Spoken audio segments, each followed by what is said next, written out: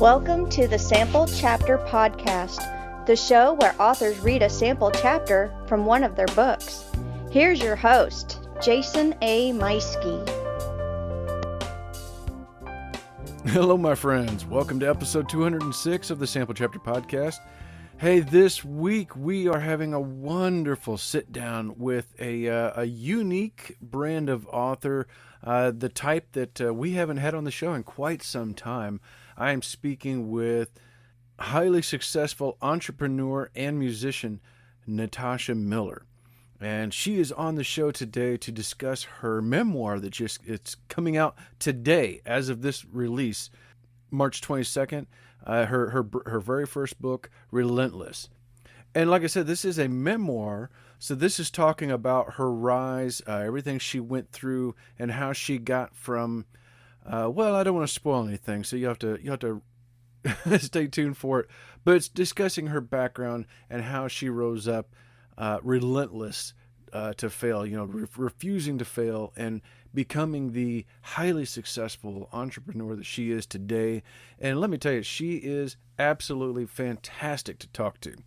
The book is already an Amazon bestseller. We're going to be discussing not only the book, but also a little bit about her past and writing and what went into this and what it was like delving into, the feelings of the emotions and the toll that it took for her to dive into some of that. And, and it was interesting because it didn't affect just her, a lot of other people within her life, within her world. And that was a fascinating thing to discuss. So we have that and a whole bunch more coming up here in just a few minutes. You're going to absolutely love this conversation with Natasha. And Natasha has a very special invite for everybody listening. So if you're listening to this first thing in the morning on March 22nd when this comes out, the book is available now, so you can go and order it. But I want you to also, if you're interested in checking out her release party that's happening in a few hours, click the link in the show notes for that. And I'll have it labeled as Natasha Miller Relentless Release Party or something to that effect. It'll be obvious. But the link will be right there in the show notes so you can hop on over and tune in. Lots of big names tuning in for that and going to be helping kick off the book. And it looks like it's going to be a lot of fun. I'm going to try and be there. I will be at work, but we'll see what happens. Maybe I can sneak away from the boss and hide away and hop on my laptop or something like that. But if I can get away, I will see you there. Okay. So click that link in the show notes so you can find out more about it. Anyway, but all of that, the interview, information about the book and the party, all of that's coming up here in just a few minutes. So stay tuned for that. Oh, in other news, also today, and I want to make sure and share this real quick before I talk about my writing news. I was a guest on Back in Time podcast, and oh my gosh, what a fun time that was. I've been a long-time listener of this show. They're a very 80s retro kind of show, so of course that appeals to me. And it was great. The guys had me on. We discussed The Bandit and Book 1 and a little bit of what might be coming up with Bandit 2.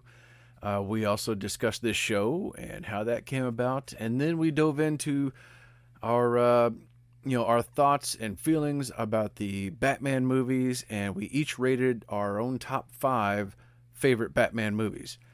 And so if you want to check that out, I will have links to that I'll be sharing on my social media. I'll be tagging them and other things. So make sure you look for that. It was such a really good time, and hoping they'll have me back on here sometime soon.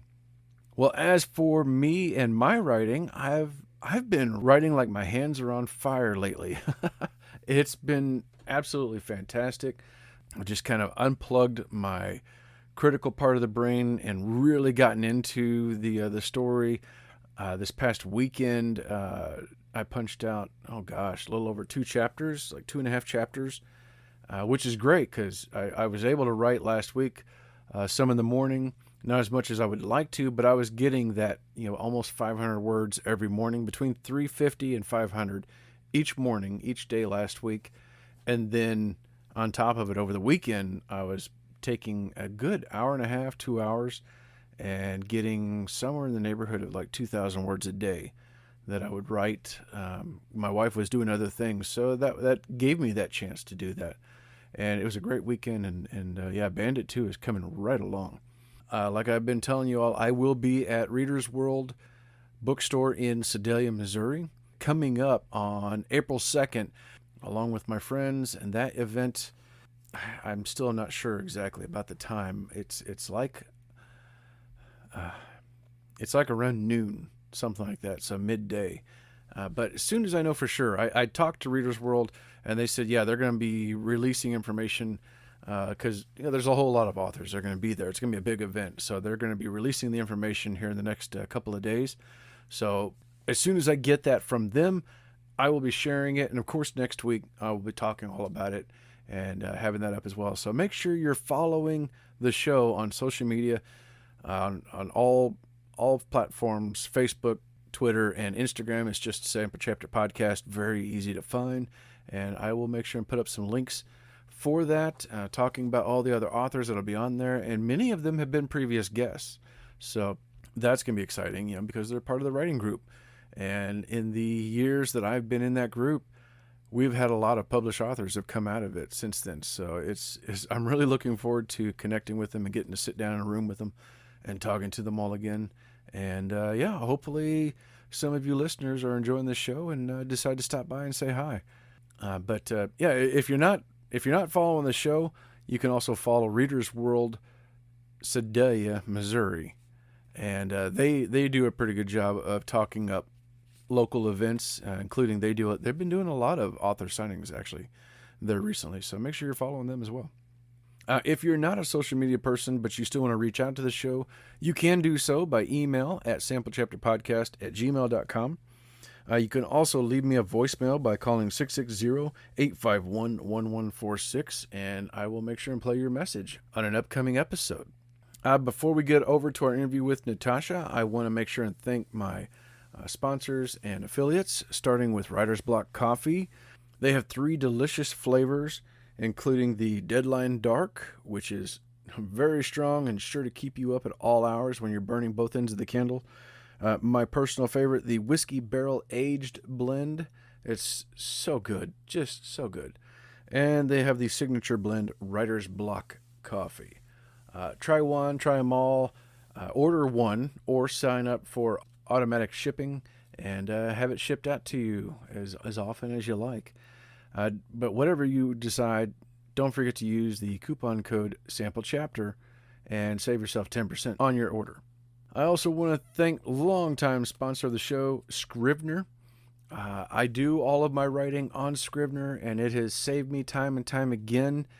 Just the other day, in fact, I was going back trying to remember how I described a character that finally was making their appearance back in Book 2 of Bandit, and I couldn't remember, but you know what? I have the character information that came over from Book 1. All of that breakdown is right there, and they're in special folders. So I've got my main characters, I've got other human characters, I've got alien characters, and then side characters, minor characters. It's all broken down, and each one of them I have a little description of who they are, how old they are, what they look like, and what they want. And it's so cool. It's so great being able to access that information and so much more. I'm just touching the tip of the iceberg with that information. Make sure you tune into this commercial so you can hear how you can save 20% on the regular desktop version.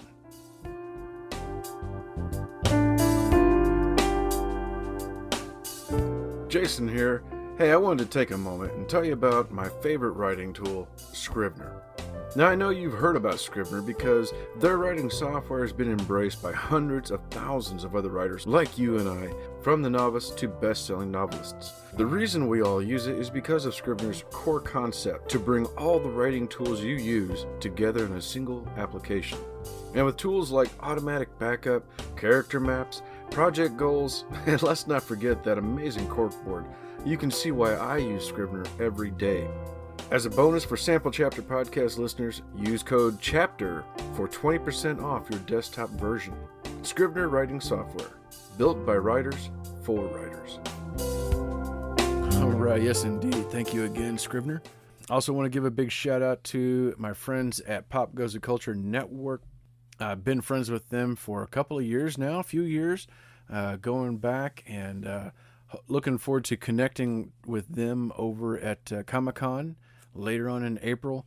But Pop Goes the Culture Network is home to about 10 or 12 different shows, all of them pop culture related and all of them incredible. So you want to make sure you click that link in the show notes for all of my podcast friends, sponsors, and affiliates. And don't forget to hit that subscribe button when you're in there. All right, everyone. Well, that is about all I have for right now. So without further ado, let's hop on over to our interview with the incredible entrepreneur and first-time author, Natasha Miller.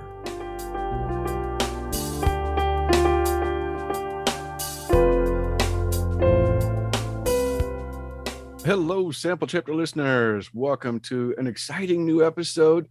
This is great. I'm really excited to be able to bring to you a memoir to you. And we don't get a whole lot of those on the show. So it's always nice to have somebody on.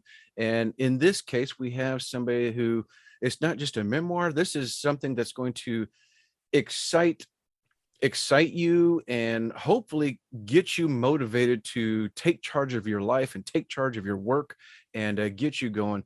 Our guest today is Natasha Miller. Natasha isn't your average CEO. She sits at the helm of Entire Productions, which has been at the list of fastest growing companies in America for 3 years in a row.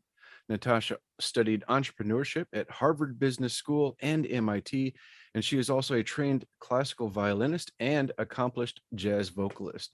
Ladies and gentlemen, help me welcome to the show, Natasha Miller. Hey, thank you for having me. It is my pleasure. I'm so happy to have you here. Well, let's start with a little bit of, actually, let me just check first. How are you doing? I'm in a little bit of a panic mode because my book releases soon and there's a lot going on. You can probably understand where I'm at. I can understand that. And, and I don't mean to add to it, but I can tell you that this episode actually will drop the same day that your book comes out, March 22nd. Wow. Okay. You're fast. So yeah, we'll have that out. So it is exciting that, as we're talking about it, people listening, they're hearing it the same day. So yeah, everyone, what are you waiting for? Well, wait for the end of this episode, then go pick it up. We'll have the links in the show notes. So, well, tell us a little bit about your background, because you have a fascinating background that went into this book and really defined who you are. Yes, I grew up in the Midwest in the mid 80s. And, I grew up in a home that was not terribly kind to me. And that is putting it lightly. You have to read the book to find out just how horrible it was. But I had this ongoing pull to music, which really saved my life and created a life for me. So I was a classically trained violinist. I was studying with a college professor at since 7th or 8th grade, which was a lot of pressure. So I got a lot of discipline under my belt from having to make sure that I was in good stead with him every week. And then I got a full ride scholarship to KU, Iowa State, and then Drake University to play violin. And I really just wanted to sing. So when I moved to San Francisco, I was kind of released from, it's not a stigma, but from being pigeonholed or, into, oh, she's a violinist, and recorded 7 CDs of music, some of which, or most of which, I play the violin on a couple of tracks. And then I ended up building on accident a multi-million-dollar company from all that. Oh my goodness. That's incredible. Can you give us a little bit of like how does that happen almost by accident? Well, it happens this way. So I was on my own since 16 years old, and I had to fend for myself. I had to make a living, and I had the skill. I had the skill as a violinist and as a musician. So I was playing and performing for inaugurations and Pulitzer Prize winning ceremonies and weddings and corporate events. But when someone would call me and I was already booked, I wouldn't turn them down because I needed the cash flow. Mm-hmm. So I would tell them that I wasn't available to perform for them, but I would bring in a group that's as good as I am and similar to me and probably better, so that they felt they were getting something better. Sometimes they were. I had sometimes 2-3 groups out at one night, and I was only, of course, one person in one. Mm. So this was before I had a business license and before I knew I needed one. And it just expanded and expanded slowly.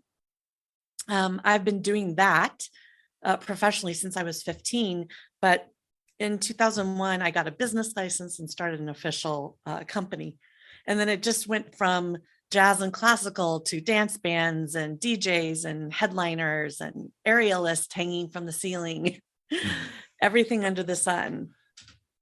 I love that. I love how so many times in life it seems like the things that we start doing just through happenstance or by accident, and you discover a passion for it. I never one of the jobs I did a long time ago was I was looking for work after I got out of the military. I didn't have any kind of options or anything to do, and I was just trying to find something. My brother worked for a restaurant and bar, and they needed a DJ. And I said, "Oh yeah, I can do that. I used to do that in the military occasionally. I would go and do things," totally lying about it. But I like music, and I enjoyed it, and I thought, well, I mean, surely I could do this. I could try it, and did it for a couple of years, and thought about trying to explore that and going into radio. But from there, I discovered like marketing, and which helped me a little bit with my books. And then my wife was the one who, like 5 years ago, coaxed me into, like, you listen to these podcasts, and some of these people, you should do one. And so next thing you know, I'm doing this show. Yeah, that's a cool route. Yeah, it just, you come from nothing, and then you just take that and grab a hold of it. And the marketing edge of it, what I didn't realize I liked about that was until I was working at a theater, and I got a chance to do some promos. And Mhm. I'm meeting executives from one studio or another, and I'm like, well, I was imagining doing this for, Over the Hedge, for example. And anyway, but yeah, that was a lot of fun. And we're getting into me, and we need to be talking about you. That's how I always know I have an interesting guest that turns the tables on me so quickly, and I'm like, wait a minute, what are we doing here? Well, so as you were going about this, at what point did you decide, I need to write a book? I need to share my knowledge with the world. I came to that realization that it was time now 4 years ago at a conference that I was at for, entrepreneurs, successful entrepreneurs, to learn how to scale and grow their businesses. It was a mentoring conference. And one of the mentors was an author, and she was listing the topics of knowledge she had. And I did not go to that conference to have that aha moment that I needed to write a book. It was a very expensive conference, by the way, but that was the big aha moment. And I think I was at an age where I had suffered so much, but accomplished so much, and was on the way to being on the other side of it. So I think that's really important when you're writing your own story, that you're not doing it out of revenge or vengeful feelings, or I'm going to get them back, that you have some distance from it, so that you can be a little more objective. And it took 4 years. It could have taken longer. It could have taken shorter. Something happened in 2019 when I was writing that is actually in the book, and we won't discuss it here because I want it to be a teaser, but something incredible happened to me and my family, and we needed some time to like adjust to it. It was a discovery that was just rocked our world. And I put down writing the book for 6 months. I didn't know if I would finish it. But then things subsided, as life will do. You'll get some time to think and ponder. And I started writing again, and the book ends at the end of 2020. And I finished the book in, I think, July of last year. Wow. Okay. And yeah, to the point about writing for revenge, that's better served for fiction authors like myself than memoirs.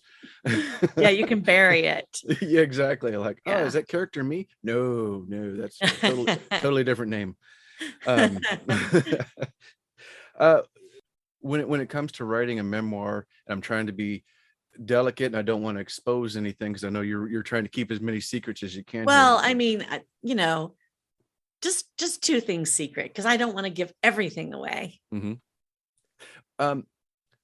What was, can you explain a little bit of what it was like delving into your history and dealing with some of the feelings to Oh put that out God. on the page? And were you talking about that before in your speeches and talks? Oh no, no one, no, no one knew anything about this about me. Yeah. And I wasn't keeping the secret. I wasn't so, degraded and humiliated by my low inflection points. It just wasn't something that I presented up front. I mean, people close to me knew the gist, but I just had a very dear friend read the book, and she was texting me throughout saying, "Oh my God, I had no idea." Like, in the book, you go much deeper. Yeah.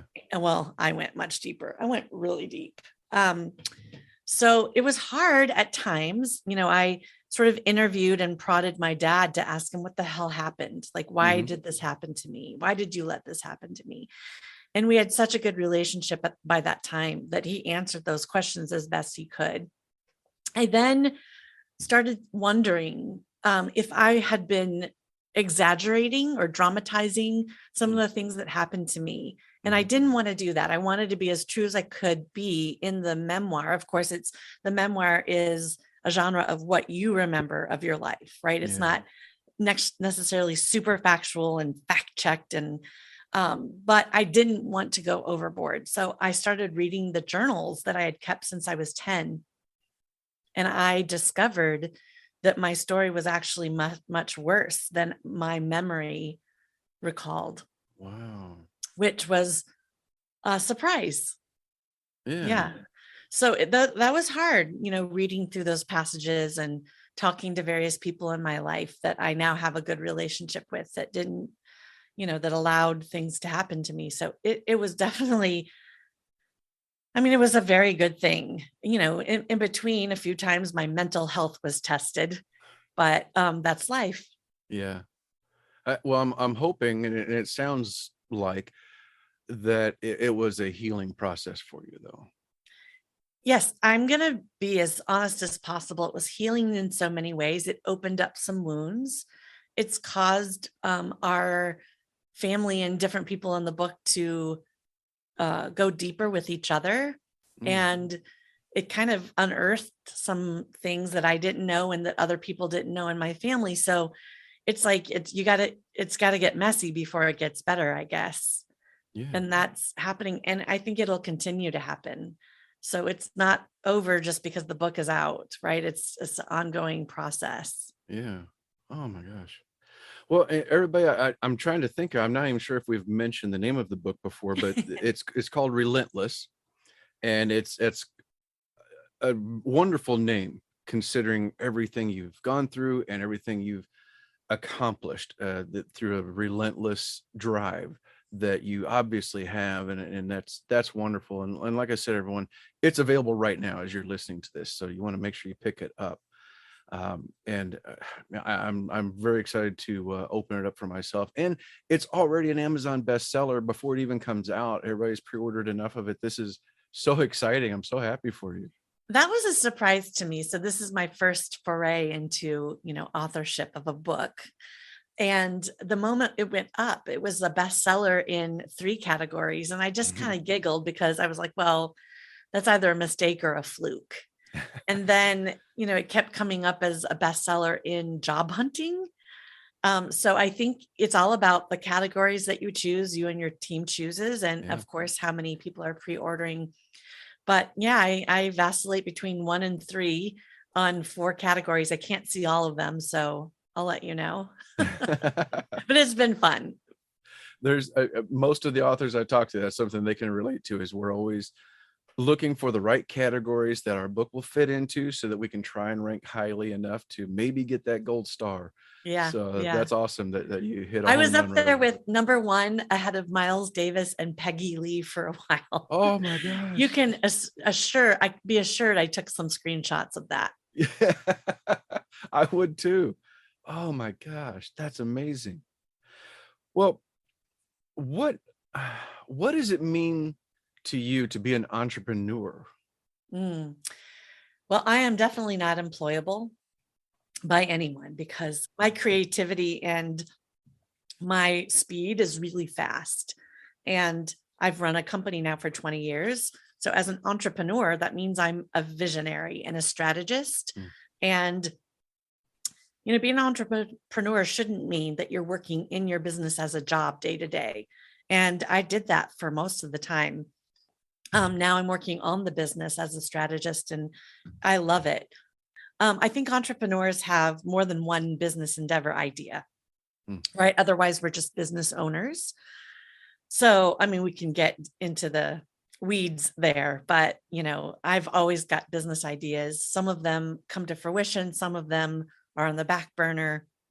Some of them may never happen, but it's all in the game of coming up with things and then seeing if you can get them ignited. Yeah. I still remember, and I credit my wife. I tell her every once in a while that I remember in 1990 when I met her and we were getting to know each other. That was the first time I'd always heard the word entrepreneur, never knew what it meant. So this was the first time I was not embarrassed to go, what does that mean? Like, what are you wanting? Like, what is that job? And then she was explaining it to me. And she was still finishing her senior year. I was waiting to go into the military. And so that was exciting. I was just like, wow, that sounds pretty cool. So you get to kind of do. It's choose your own Yeah. adventure. That's basically what it is. Yeah. Yeah. And And she's believe kind of. me, people do this so that they don't have a boss to answer to. I have lots of bosses to answer to. I have Google, I have Facebook and LinkedIn and Salesforce. I mean, these are all of our clients. So I have a lot of bosses. It's not as easy as it seems. It's funny how quickly those things start to take over. And Yeah. I've noticed in the last year or so that I don't really go on social media for pleasure anymore. It's a job. I've got posts to make to help promote my authors and to promote my own books and those kinds of things. And I really don't scroll through social media that much anymore and laugh at things. I'm watching something else completely different or planning my next book or doing something else. And it quickly becomes a job itself. Mm-hmm. Well, now, one of the things that you like to help people with is thriving despite hardship. What can you give us an example of something that you would tell someone? Yes, I think, we're human beings. We're always going to have hardships, right? They're going to come and go in our life in phases or even through the day. And not wallowing in the grief and the sadness of it or wallowing in, like feeling sorry for yourself. That's not necessary. You can still feel the feelings and you can still be going through those things, but push through and do things that pull you out of those holes and pull you out of those, depressions and funks. But if you just sit there and wallow in it, you're not going anywhere. So, on any given day, I feel great, I feel okay, and I feel like, ugh, why am I even bothering? Right? This happens all day long. And now, because I'm sort of on the other side of, I'm 51, right? So I'm on the other side of growing up and getting to where I'm supposed to be going. I still have somewhere to go, but I can see and remember that when I was at my worst, that if I worked hard on something that I wanted to get to, and I sort of waited out instead of wallowing in that, moment, that I can get over, I can rebound faster.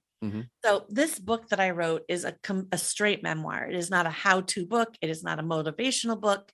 It's not an inspirational book. Like, those are not the things I wrote the book for. Yes, I want you to be inspired. It'd be great if you were motivated. You don't have to get a pen and pencil out and a piece of paper and like do any exercises. It is not that kind of book. It is a full immersive, hopefully it's beautifully that you kind of become part of the story. I wanted it to read like fiction. And maybe you'll glean some things that you can do for yourself. What you might find helpful, Jason, may be completely different than what your wife might feel helpful. So that's the answer I have for that. No, and that's, I mean, I can relate to that. It's, as an author, having gone to conferences, one of the things, and I actually, it's funny, we just talked about this on another episode. We were at a conference and people were worried about other authors stealing your idea. And so we did an exercise where they said, okay, well, here's the plan. And they wrote a potential scene or just a byline up saying, this person goes here and does this. Yeah. Now, spend the next 30 minutes writing what that's about. So everybody had the same thing. Same prompt. The same prompt, but everybody wrote something different with the same characters. I mean, we come from so many different backgrounds. We couldn't possibly write the same thing. Yeah. And so just the same way, two different people can pick up your book and get completely different things from it. And that's really cool. I love that. I mean, somebody might pick it up, read it from cover to cover and go, oh my God, I have to be an entrepreneur. Other people might read it and go, there is no way I am doing that to myself. Right? Yeah. That is true. So you kind of covered then what you're hoping for with the book. With that, which that was going to be my next question, but you already covered it. So that was, you're really good. How about some strategic steps for people to optimize their career path and become a leader? What do you do to gain, like focus on yourself and go, okay, it's time to get real? Yeah, for leadership is listening to other people and responding and being empathetic and being able to read the room. And in times of crisis or challenges, be able to pull yourself out of the situation and look from like a 30,000 foot view rather than being in the muck of it, and make a decision for your team or your group or your family that will lead them somewhere, right? It would be best if it were out of the challenge and into a solution, but just some sort of decision is really what we're looking for. And I think, leadership has many tenets. Sometimes people think leaders are people that have great ideas and are unique and things like that. But, really it depends on what kind of leadership we're talking about. But I think the most important thing is listening, reading the room, having emotional intelligence, and doing the right thing with that information. Very well said. And do you believe some of that can come about through inspiration, or just a wake up and, all right, today, this is it. I'm deciding, kind of like weight loss. Like, all right, today, no donuts. I'm going. Yeah, I know it's a process. It's a learning process. And you can wake up one day and say, okay, I'm done following. I want to lead, but you have to learn how to lead, and you have to try things out, readjust. You have to fall flat on your face a couple of times. You have to succeed a couple of times. It's just trying to figure out what works for you and your group, whatever that group may be. And be relentless. Be relentless in the pursuit of excellence, right? There's no such thing as perfection. And, you may lead, let's say, for instance, your family in one way, and then you may lead students in another, but you may lead your peers in a completely different way. And I think leadership has a lot of the same qualities for all of those instances, but you have to adjust. Yeah. And you bring up a good point that this isn't just intended for career. This is also can apply personally in your own personal life. Absolutely. Any social group, there's a leader, right? There's a pecking order. And sometimes as a leader, like I'm a very strong presence, right? And even with a group of very successful entrepreneurs, I can lead them. And I often take over in that capacity. But sometimes Either I don't want to, or I know that it's not good for the group to do so, or I see somebody that has a stronger stance than I do. And then I just, sort of find my place in that group. So I think that's important to know, is that you don't have to be the leader in every situation. Mm-hmm. Oh my gosh. This is a fantastic conversation. I could probably just sit here all day and go over with you and talk about all this. This is fascinating, but we should probably bring this to a close, unfortunately, and get to your book. Where can people find and follow you? Yes. So the book website is therelentlessbook.com. And my personal website is officialnatashamiller.com. Both lead you to the book site. And of course, I'd love for you to buy the book, and you can get it on Amazon or Barnes & Noble and some other independent bookstores. But go back to the book site and put in your order number so that you have access to the bonuses, of which there are many at different levels. And please do not ask me what they are, because I would have to pull up the website and read from it. No problem. Well, everybody, like I said, I'm going to have these links in the show notes, so you can go in there, you can order the book, and then go back in the website and find out all of that for yourselves. So, Natasha, thank you so much. This has really been enlightening and educational. And as you said earlier, yeah, we are rocking our age. I wasn't going to say it, but you did, and everybody listening already knows how old I am too. So, but we are rocking it and living our best life. We're in our prime. Yeah, exactly. Yeah. Yes, doing the things that we were supposed to be doing. Yeah. So, Natasha, thank you so much for being on the show. Ladies and gentlemen, time for me to step aside with my writer's block coffee and hand the floor over to our guest, Natasha Miller with Relentless. Thank you, Jason. I'll be reading from chapter 4, Emancipation. Things are breaking like rocks. The holiday season rolled around, and I had hopes to spend Christmas with Philip. Then, Christmas morning, my mom pulled a butcher knife on me. The cops came, and my father stuck me in a shelter for troubled teens. I walked in with my clothes in a trash sack. The teens looked me up and down and laughed, calling me preppy.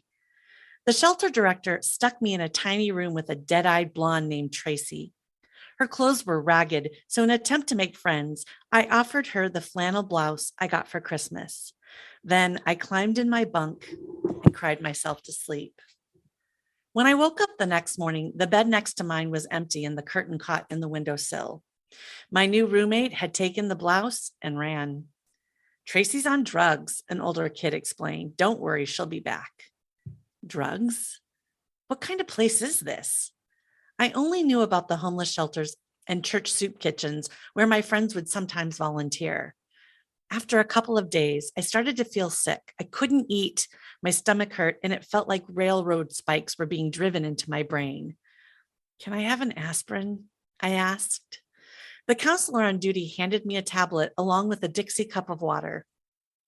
Take this right now in front of me, she said. I need to watch you swallow it. That's strange, I thought. Evidently, some kid saved up their pills for an overdose attempt. At some point, the other kids started to warm up to me. I wasn't as much of an outcast anymore. After all, I had been dumped in a shelter on Christmas night. Thank God all of my friends were off traveling with their families to places like Belize and Los Angeles, where they'd get a deep tan to show off at the first day of school. Even if they were home, I'd be mortified to explain my situation, but it didn't stop me from feeling completely abandoned. I had no idea how a shelter worked or what might happen to me while I was there. The kids started talking to me, letting me sit with them at lunch in the TV room. They didn't call me preppy or make fun of me anymore. Maybe they thought I'm one of them. Was I? Many were homeless or poor or struggling with parents who were on drugs, but most of us were all dealing with some form of abuse. It was a strange thing to bond over, but at least I wasn't the misfit anymore. I spoke to my dad once a day, explaining that I was running out of clothes and needed to practice my violin piece for the upcoming concert. I'm sick of this place, I complained to him. When are you coming to take me home? My dad's replies were vague. Let's not make any big decisions right now. Maybe he didn't know what to do. My father coordinated the homeless projects for the city of Des Moines, but apparently he wasn't ashamed of the fact that his daughter was staying at the shelter for teens. A few more days passed, and I was told there would be a family meeting with a counselor present. Tasha, your dad thinks it might be a good idea for you to go into foster care, the counselor said. We'll discuss options at the meeting. Foster care? Isn't that for little kids? I just wanted to go home. At that point, I didn't care if my mom was horrible to me. At least I knew what to expect. And why would my dad think foster care was a good idea? The meeting was held on a Tuesday morning in the counselor's cramped, drab yellow office. The adults sat in a circle on student-sized chairs, felt invisible. They talked about me, but not to me. A social worker from foster care came down to explain how the process works. Your daughter could be placed at a home anywhere in Iowa, she told my dad. It might be 200 miles from Des Moines. We won't know until we put her in the system and see who's willing to take her. I'm in the orchestra, I shouted, determined to make my presence known. And I am studying music with Dr. Beal in like a college level class. I am not moving 200 miles away. And there's no way I'm going to be that far from Philip. Seriously, what was wrong with these people? I could not believe my dad was choosing my mother over me. Later, I asked to meet with a counselor one-on-one. A bookshelf sat across from her on the gray metal desk. I looked over the books. There were a few on child development, a set of encyclopedias, some law books. One of the counselors pointed me to a thick volume on juvenile law.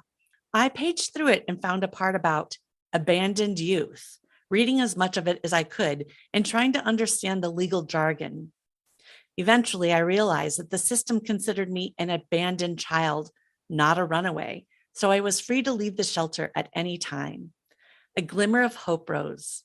I can leave. I called my father to tell him the news. Tosh, I'm sorry, he said. Your mother just isn't ready for you to come home. I figured my mom was still mad about the police showing up at our house. My dad likely feared for my safety.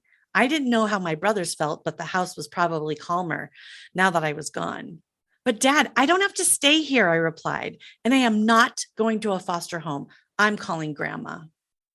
One of the few things I could count on for breaks from the insanity of home were visits to my grandmother's house, the one on top of the big green hill. I dialed her number. Grams, I can get out of here. The counselors talked to a judge who told them about this loophole in the law. Can you come get me? I begged. Tasha, there's too much ice on the roads for me to drive, she said. You'll have to stay there until I can pick you up. Maybe tomorrow or the next day when the weather warms up. Deflated, I called Philip and asked him for a ride, but his mother wouldn't let him drive, and at this time, he did not defy her. Oh God, if his mom thought I was trouble before, what would she think of me now that I was in a teen shelter? Will I ever see him again? I was questioning everything.